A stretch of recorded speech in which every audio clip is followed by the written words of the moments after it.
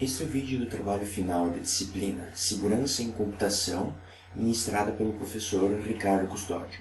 Eu sou o Thiago Royer e irei apresentar um protocolo de segredo compartilhado que permite a modificação na estrutura de acesso. Durante a Guerra Fria, o código de ativação dos mísseis da União Soviética ficava dividido em 3 dispositivos. Um deles ficava de posse do presidente da União Soviética. O segundo ficava com o ministro da Defesa. Havia um terceiro dispositivo que ficava nas mãos do chefe de gabinete do Ministério da Defesa, que podia substituir qualquer um dos dois. Desses 3 dispositivos, quaisquer 2 eram suficientes para lançar um míssil nuclear na antiga União Soviética, mas era necessário que pelo menos 2 estivessem presentes para fazer o lançamento. Esse esquema dos mísseis na União Soviética corresponde a um esquema de linear 2/3.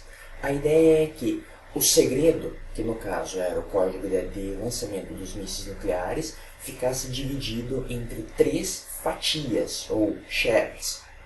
Para reconstruir o segredo original, é necessário juntar quaisquer 2 dessas fatias do segredo. Com apenas uma fatia não é possível reconstruir o segredo. Uma forma de implementar essa divisão do segredo entre as 3 partes é usar o esquema de Shamir. Por exemplo, digamos que o segredo a ser compartilhado é o número 4. Escolhemos uma reta que cruza o eixo Y no ponto 0, 4. Então, cada uma das fatias do segredo será um ponto nessa reta. Por exemplo, o presidente e o primeiro-ministro iriam ficar com esses 2 pontos, o chefe de gabinete do ministério ficaria com esse outro ponto. Com quaisquer 2 desses 3 pontos, nós conseguimos reconstruir a reta original, portanto recuperando o segredo. Essa distribuição é feita por um participante especial chamado de dealer. O dealer irá calcular esses pontos e irá distribuí-los aos participantes. O esquema de Shamir é uma generalização dessa ideia. Para t e n arbitrários, nós escolhemos um polinômio de grau t-1 e cada uma das n fatias será um ponto desse polinômio. T pontos determinam unicamente um polinômio de grau t-1. Portanto, com t dessas fatias, podemos reconstruir o polinômio original e recuperar o segredo. Entretanto, com t-1 pontos, existem infinitos polinômios de grau t-1. Portanto, com menos de t pontos, não é possível reconstruir o segredo. O esquema de Shamir é bastante versátil. Nós podemos, por exemplo, estender a quantidade de participantes no esquema, simplesmente calculando mais pontos no polinômio e entregando esses pontos aos novos participantes. Algumas fatias serem perdidas não impede a recuperação do segredo original. E podemos eliminar algumas das restrições pelo fato de estarmos usando um esquema de linear, se nós distribuirmos mais fatias do segredo para um único participante. Se um segredo fosse compartilhado entre os executivos de uma empresa, o presidente dessa empresa poderia receber 3 fatias, por exemplo, em vez de apenas uma. Entretanto, um problema que o esquema de Shamir possui é a dificuldade de remover membros da estrutura de acesso. Dentro do esquema de Shamir, a única forma de garantir que um membro fosse efetivamente removido dessa estrutura de acesso é se a fatia que esse membro possui fosse completamente destruída. Entretanto, as situações em que nós iríamos querer que um membro fosse excluído da estrutura de acesso é quando esse membro não fosse mais confiável. E se o membro não é mais confiável, nós não podemos confiar que ele irá destruir a sua fatia. Ou então, quando uma fatia é comprometida, quando uma fatia é vazada, efetivamente nós estamos baixando o linear em uma unidade, porque agora qualquer grupo de t-1 pessoas pode pegar essa fatia vazada e reconstruir o segredo como se essa fatia estivesse junto com esse grupo de t pessoas. Existem outros protocolos de segredo compartilhado que lidam com esse problema. Um deles é o esquema de pinch. O esquema de pinch resolve esse problema armazenando informação externa que deve ser guardada em algum lugar público. Os participantes desse esquema terão que combinar suas informações, suas fatias, e buscar informação adicional nesse local público, para então poder reconstruir o segredo. Caso um membro precise ser expulso, precise ser removido da estrutura de acesso, basta alterar o segredo e alterar a informação pública. As fatias que foram distribuídas aos participantes do esquema não precisam ser alteradas. Esse esquema permite que novos participantes sejam adicionados à estrutura de acesso sem precisar alterar o segredo, mas a expulsão, a remoção de algum membro dessa estrutura exige que o segredo seja alterado. Não tem muito o que fazer se nós exigirmos que as fatias não sejam alteradas depois de serem distribuídas pelo dealer. Observe que nós precisamos dessa informação pública e precisamos da mudança do segredo para garantir a remoção de membros da estrutura de acesso. Em esquemas como o de Shamir, após ter membros terem sido comprometidos, terem sido corrompidos, eles podem se reunir e reconstruir a chave original, reconstruir o segredo. Porque eles não dependem de informação adicional que não as fatias que eles já têm. Portanto, se membros forem expulsos dessa organização, é necessário trocar o segredo porque ele já pode ter sido comprometido. Entretanto, sem informação adicional externa, qualquer grupo de T membros que está autorizado a reconstruir o segredo, se fizer o mesmo procedimento que fazia antes dos membros serem expulsos, eles irão chegar exatamente no mesmo segredo, porque o procedimento é o mesmo.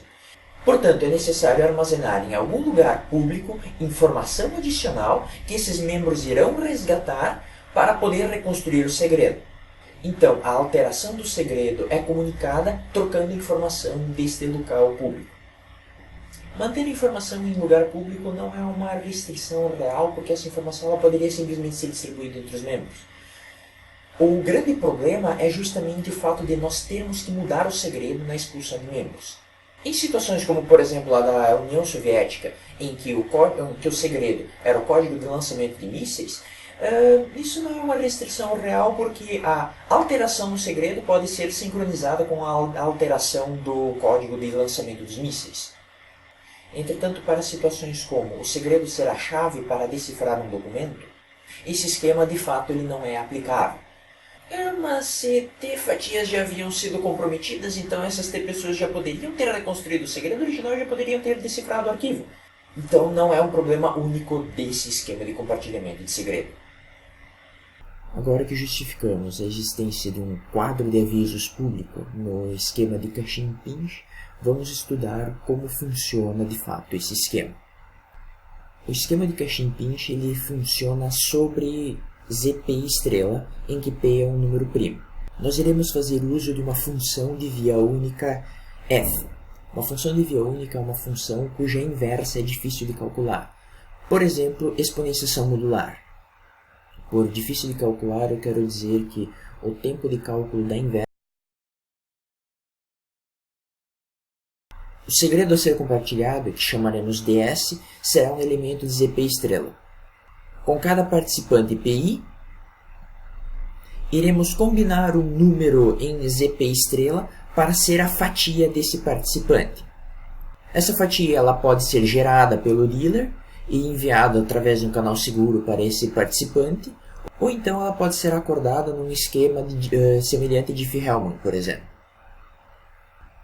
Então, se X é um conjunto de participantes autorizados a reconstruir o segredo, iremos escolher um gerador Gx e calcular os valores Vx e Tx de acordo com essa fórmula. O valor Vx será posteriormente reconstruído pelos participantes do esquema. Da mesma forma, nós passamos V de x pela função de via única para impedir que um grupo de participantes autorizados tente descobrir as fatias dos outros participantes. Do ponto de vista da implementação, duas características que ficam abertas para interpretação são a função de via única e a geração do gerador. Um gerador para ZP estrela é simplesmente uma raiz primitiva de ZP. E, como nós vimos em outros trabalhos, após obtermos o primeiro gerador, existem algoritmos rápidos para obter vários outros geradores. Para a função de via única, já que nós teremos que implementar a exponenciação modular de qualquer jeito para calcular o valor v de x, iremos usar direto a exponenciação modular como sendo f. Bem, agora vamos à reconstrução do segredo. Suponha que x seja um grupo de participantes que vai reconstruir o segredo. Podemos assumir, sem perda de generalidade, que os participantes serão P1, P2 até Pt. P1 começa escolhendo o número aleatório alfa em ZP estrela, resgata do quadro de avisos o gerador g de x, calcula, usando exponenciação modular, g de x elevado na alfa elevado na S1 e manda esse número para P2. Esse número ele pode ser mandado através de um canal inseguro. Todas as trocas de mensagens nessa etapa podem ser feitas através de um canal inseguro. O número alfa serve apenas para que o valor g de x elevado na S1 não circule livremente pela rede. P2, ao receber o valor g de x na S1, eleva esse número na sua própria fatia e calcula o valor g de x elevado na alfa, S1 vezes S2. Então P2 manda esse número para P3. Assim por diante.